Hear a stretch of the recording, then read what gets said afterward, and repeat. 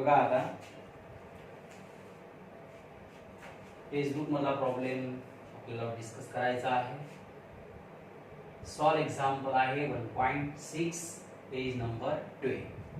तर आपलं जे टेक्स्टबुक आहे त्या टेक्स्टबुक मधला प्रॉब्लेम्स आहे हा. ऑलरेडी तुम्ही राईट केलेला आहे. बघा प्रॉब्लेम आपल्याला काय सांगतो. A tiny stone of mass 20 gram. Mass of the stone 20 gram convert करायचं to 10 to the power -2 kilogram is tied to a practically massless, inextensible, flexible string and ball along a vertical circle. Speed of the stone is 8 meter per second. When the centripetal force is exactly equal to the force due to the tension. बघा आता हे sentence underline करा. बघा पुन्हा read करा काय आहे sentence. Speed of the stone is 8 centimetre 8 metre per second. तर स्टोनचा जो स्पीड आहे तो आपल्याला दिलेला आहे 8 मीटर पर सेकंड. कुठला आहे. When the centripetal force is exactly equal to the force due to the tension. तर ज्या ठिकाणी सेंट्रिपिटल फोर्स हा exactly equal to the tension होतो. तर तुम्हाला माहिती आहे की ॲट हॉरिझॉन्टल पोझिशन m और n, m and n are the two horizontal position. आणि या हॉरिझॉन्टल पोझिशन वरती tension is along the string. in a vertical circular motion, two forces act on the particle which perform the vertical circular motion. Number one, weight act vertically downward direction always, and the tension is produced along the string which is directed towards the center. तर हे दोन force आहेत झाले. तर बघा आता tension along the string which is towards the center means, and this is the direction of the centripetal force. Centripetal force is along the string and towards the center. Means here at horizontal position, the tension produced in the string provides the necessary centripetal force. The centripetal force is exactly equal to the force due to the tension.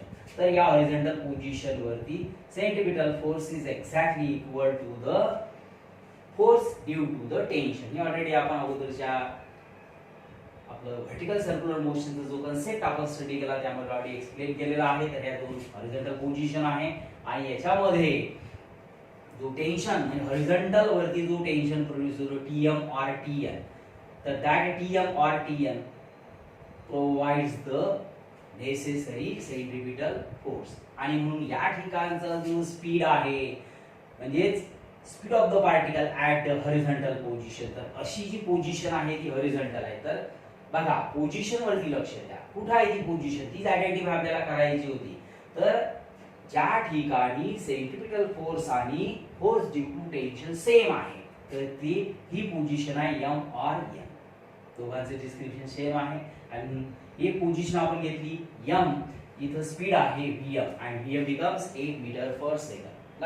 लक्षात घ्या की नेमका आपण ते का लिहिलं. नंतर बघा आता calculate the minimum and maximum kinetic energy of the stone during the entire circle. तर during the entire circle कुठं मिनिमम आणि कुठं मॅक्सिमम कायनेटिक एनर्जी ते आपल्याला काढायचं आहे. नेक्स्ट खाली प्रॉब्लेम मध्ये आपल्याला दिलेलं value of g 8 metre per second. Length of the string that becomes the radius of our circle that is 1.8 metre per second. तर या पहिल्या केस मध्ये आपल्याला काय काढायचं. दोन आन्सर काढायचे आहे. Maximum kinetic energy and minimum kinetic energy. तर मॅक्सिमम कायनेटिक एनर्जी कुठे असेल आणि मिनिमम कायनेटिक एनर्जी कुठे असणार या व्हर्टिकल सर्क्युलर मोशन म्हणजे या एंटायर सर्क्युलर मोशन मध्ये मॅक्सिमम कायनेटिक एनर्जी कुठे आणि मिनिमम कायनेटिक एनर्जी. तर बघा we know velocity of the particle at the lowest position is the lowermost position. आणि ती वेलोसिटी आपल्याला माहिती आहे vl is equal to square root 5rg. Horizontal वरती तुम्हाला माहिती आहे vm or vl is equal to square root 3rg. and at the highest position that vh is equal to square root rg. म्हणजेच याचा अर्थ आपल्या लक्षात आलं की when particle moving from lowest position to the uppermost position, that speed will goes on decreases. तर बघा, this is the minimum value. ह्या ज्या सगळ्या आहेत ह्या मिनिमम व्हेलॉसिटी आहे. हे जे सर्व आपण सांगितले आहे मिनिमम व्हॅल्यू आहे. मिनिमम व्हॅल्यू म्हणजे this is the minimum speed which have to be required at these different points so that our particle complete the vertical circular motion. In order to just complete the vertical circular motion, this is the minimum speed we have to be required at a different position, and the speed is different at the different position. So when particle move from lower position to the uppermost position, that speed will goes on decreasing. So all that are the minimum value. हे सगळ्या minimum value आहे. मग ह्या minimum value तर बघा आता जिथं velocity आणि हायेस्ट वरती velocity in square root rg आणि लोएस्ट वरती इन स्क्वेअर रूट 5rg, म्हणजे आता या दोघांच्या कंपेअर मध्ये हे जरी मिनिमम असले तर लक्षात घ्यायचं की इथं velocity वर्टिकल सर्क्युलर मोशन मध्ये लोएस्ट पोझिशन वरती जो स्पीड आहे तो सगळ्यात जास्त आहे आणि हायेस्ट वरती जो स्पीड आहे तो मिनिमम आहे, सर्वात मिनिमम. म्हणजे in the entire vertical circular motion इथं स्पीड सर्वात जास्त आहे आणि इथं स्पीड सगळ्यात कमी आहे. बरोबर आहे. आणि म्हणून याच्यामध्ये मॅक्सिमम हा वर्ड येत असेल आणि जर कन्फ्युजन होणार की आपण मिनिममचं एक्सप्रेशन दिलेलं आहे तर थोडंसं समजून घ्यायचं. बघा समजा फॉर एक्झाम्पल आपण 3 विद्यार्थी कन्सिडर करूया. समजा हा एल नावाचा विद्यार्थी आहे, याच्याकडे कमीत कमी मिनिमम 5 रुपीज आहेत. हा एक एम नावाचा स्टुडंट आहे, समजा याच्याकडे मिनिमम 3 रुपीज आहेत आणि एक एच नावाचा स्टुडंट आहे ज्याच्याकडे मिनिमम 1 रुपीज आहे. म्हणजे सगळ्यांकडे मिनिमम व्हॅल्यूज आहेत. आता सांगा सगळ्यात जास्त जी रुपीज आहेत कोणाकडे आहे, तर ऑब्विसली ते एल स्टुडंट कडे 5 रुपीज आहे. म्हणजे तिघांच्या कंपेअर मध्ये ते सर्वात जास्त आहे आणि म्हणून इथं स्पीड या तिघांच्या कंपेअर मध्ये इथं स्पीड जास्त आहे किंवा या एंटायर सर्कल मध्ये सर्क्युलर मोशन मध्ये लोअर मध्ये स्पीड जास्त असेल आणि अपर मध्ये स्पीड कमी असेल. आणि म्हणून so we have to clear that the kinetic energy is the maximum at the lower position and the kinetic energy minimum at the uppermost position or the highest position. So now here we have to find out the kinetic energies at the lower position and at the uppermost position. So to calculate these values we have to use the law of conservation of energy. So when the particle or the stone, here in the problem it is the stone. The way the stone is moving from lower position to the horizontal position, from low to the higher position, there is a change in kinetic energy is equal to change in potential energy. म्हणजे बघा अगदी clear आहे, इथं speed जास्त आहे आणि आता बरोबर जाताना स्पीड कमी कमी होत जातो. म्हणजे इथं कायनेटिक एनर्जी जास्त आहे, इथं कायनेटिक एनर्जी कमी आहे.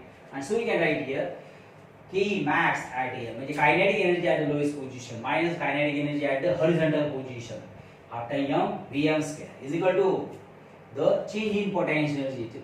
change in potential m g h and h is equal to r. तर आता हा r नेमका आपण कसा घेतला इथं तर बघा, तर when particle moves from position L to the position M, it's a vertical displacement. Its vertical displacement is equal to the radius, and so h is equal to r. आणि इथं बघा h is equal to r he value आपण substitute केली इथं.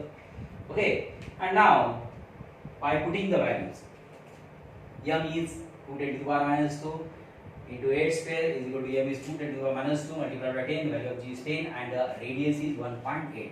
After solving here we get 36. Nothing here.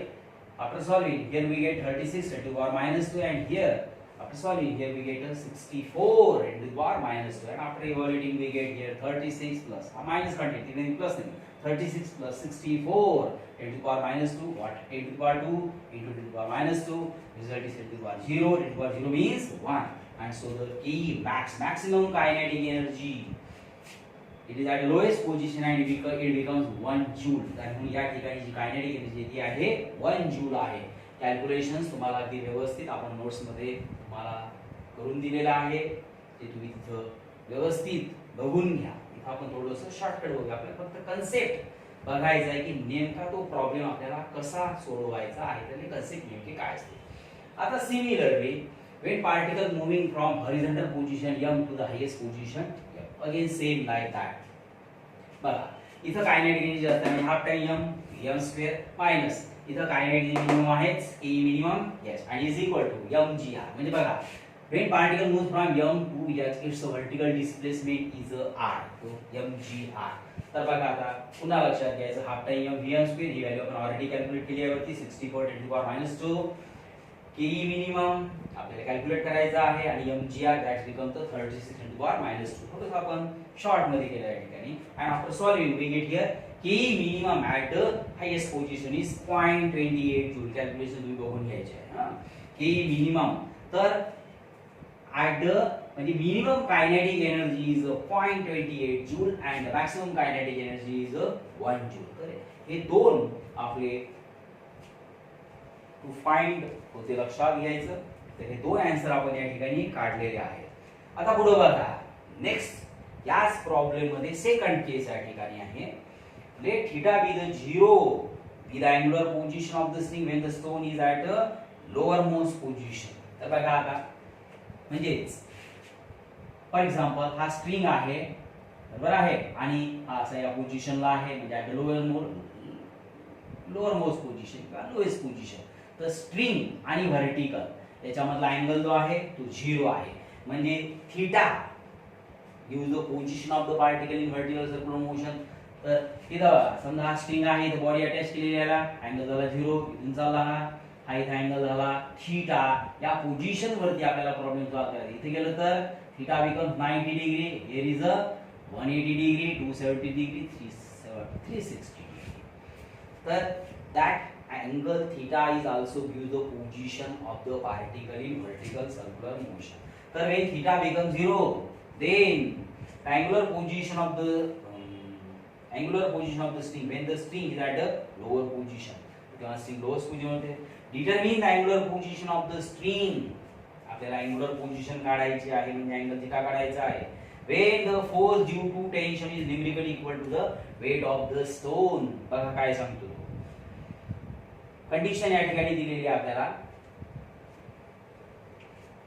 तर बघा या vertical circular motion मध्ये आपण here we have to consider the any position p. तर here the string makes an angle theta with the vertical that is the theta. That theta here we have to be calculated. Okay तर बघा आता ही angular position काढायची आपल्याला या ठिकाणी. तर ही position आपण इथे घेतली. हा स्ट्रिंगनी व्हर्टिकलशी केलेला अँगल आहे थीटा. तर now at any position in vertical circular motion two forces आहेत. Number 1 weight at vertical downward direction and the tension produced in the string which is along the string and towards the center that is the TP. तर बघा हे दोन force या ठिकाणी act झालेले आहेत. तर नाव here the weight can be resolved into the two mutually perpendicular component mg cos theta and mg sin theta. So now here note that the mg sin theta opposes the speed when particle moves upward. म्हणजे this is the opposition.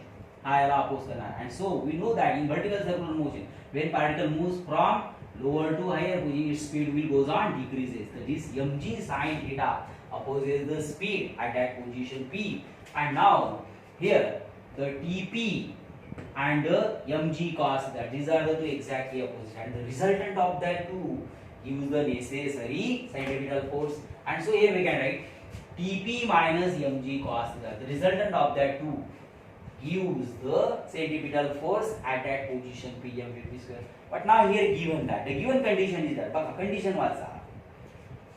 Determine the angular position of the string when the string is due to the tension numerically equal to the weight of the stone. म्हणजेच इथं जे tension आहे तर that tension is equal to the weight of the stone. Weight of the stone that is the mg and tension is the tp. तर ही condition आपल्याला problem मध्ये दिलेली आहे लक्षात घ्यायचं. tp is equal to mg. तर here we have to put the value of tp is equal to mg minus mg cos theta mvp square divided by r. Now m is cancelled throughout the equation and after simplifying we get here vp square is equal to r ला transfer करायचा r g आणि in bracket 1 minus cos theta. बघा काय झालं m cancel झालं. इथे उरलं g जीला कॉमन काढायचं g in bracket 1 minus cos theta, r ला ट्रान्सफर करा rg in bracket 1 minus cos theta. So vp square is equal to rg in bracket 1 minus cos theta. त्याला इक्वेशन नंबर आपण 2 देऊया. Now in the diagram, in the right angle triangle OPQ, बघा आपल्याला जी height आहे ती काढायची आहे.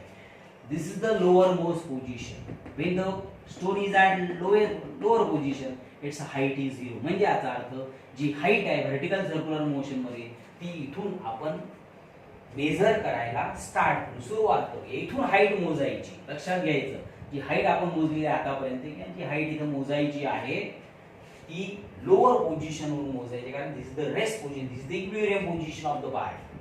तर बघा आता जो स्टोन आहे that stone is moving from L to P. L वरून तो P वरती गेला.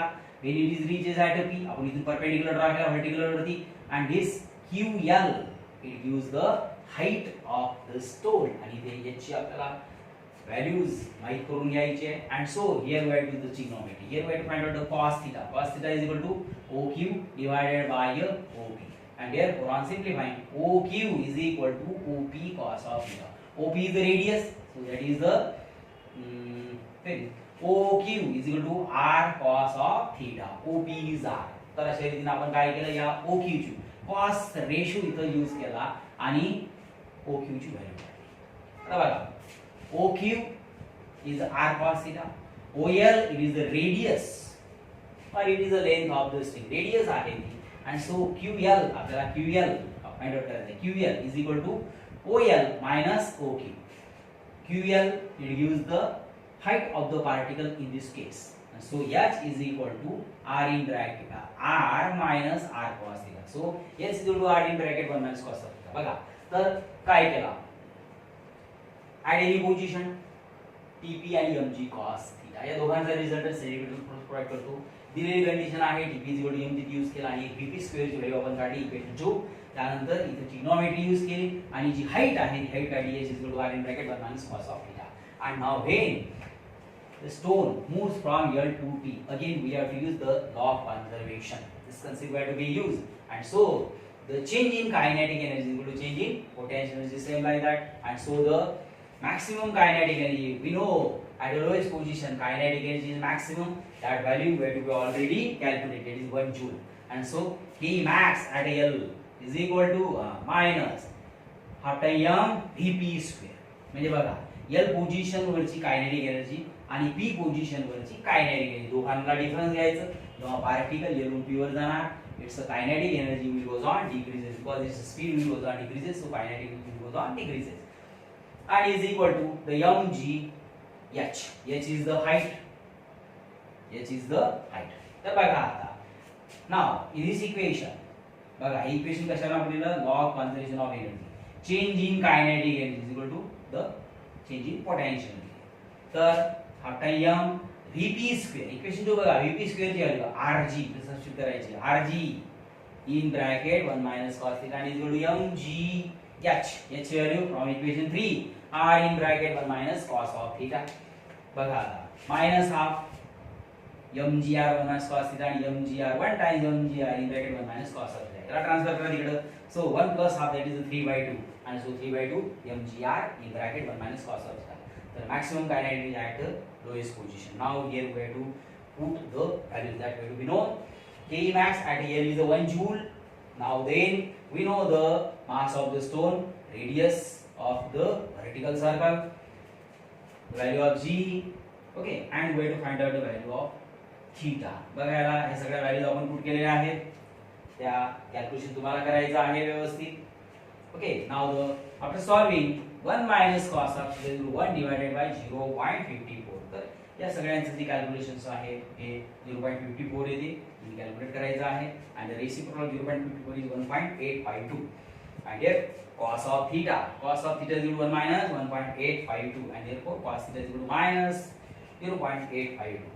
so that calculated as minus equal to minus cos of theta is equal to 0.852. but we know the cos of 180 minus theta is equal to minus cos theta. तर हा trigonometric formula use करायचा या ठिकाणी आणि then we can write cos of 180 minus theta is equal to 0.852. तर minus cos theta ची value आहे 0.852. cos ला तिकडे न्यायचं आणि so 180 minus theta is equal to cos inverse of 0.85 and here we have to find out the values of cos inverse of 0.852 from the log table by the natural cosine, and so it becomes 31 degree and 32 minutes, and so after solving we get theta is equal to 148 degree and 28 minutes. Okay, तर व्यवस्थित लक्ष देऊन हा जो numerical problems आहे याला आपल्याला solve करायचा आहे. कॅल्क्युलेशन्स मला करून दिलेले आहेतच ऑलरेडी, तुम्ही ऑलरेडी नोट्स लिहिलेले आहेतच याबद्दलच्या. नेमके जो कन्सेप्ट यामध्ये आपण कसे वापरले ते तुम्हाला योग्य रीतीने समजून घ्यायचे. थँक्स.